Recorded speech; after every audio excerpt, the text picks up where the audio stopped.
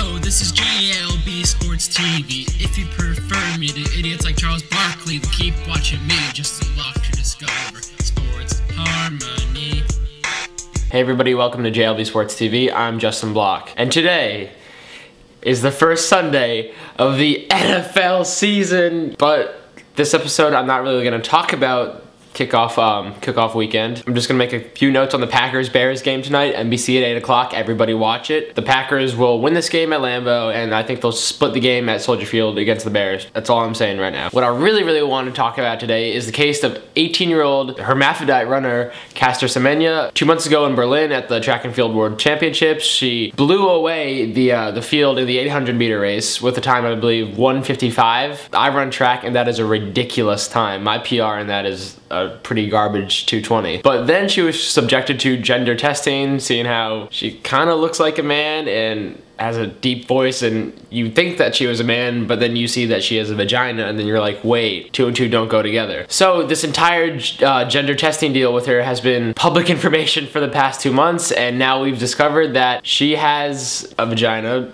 but she actually has no ovaries and has internal testicles that are producing insane amounts of testosterone, allowing her to have a competitive advantage over the rest of the field, and which causes her very manly characteristics. But the ironic thing is that 40 years ago, when gender testing across Olympic sports such as track was basically drop your pants, if you have a penis, you're a guy. If you have a vagina, you're a girl. Simple as that. But that was completely eliminated because it was demeaning to the athletes. But now everybody in the world knows that this girl, or not really girl, this it, has balls inside of her. So basically everybody knows about her private situation now. Everybody knows about her social life is over, her private life is over. I don't really think they can strip her of her gold medal because she never really cheated. She was just running her race and was completely unaware of these circumstances. But it really all depends on what the IAAF, the track and field governing body of the world, wants to do with her. Guaranteed, tons of female runners have different types of medical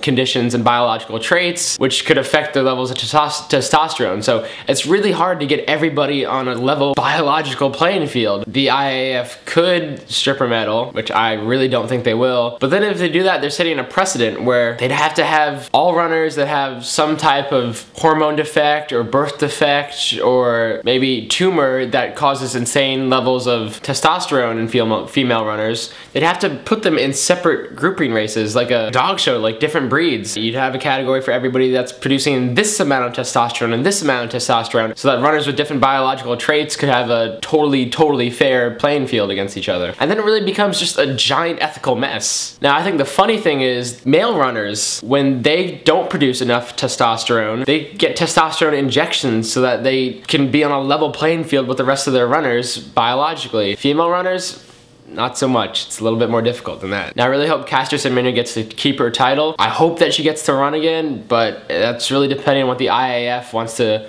do with her. Science would say she's not a female, but she's running in a female race, but it's really an ethical and moral question as well, so it's difficult to balance.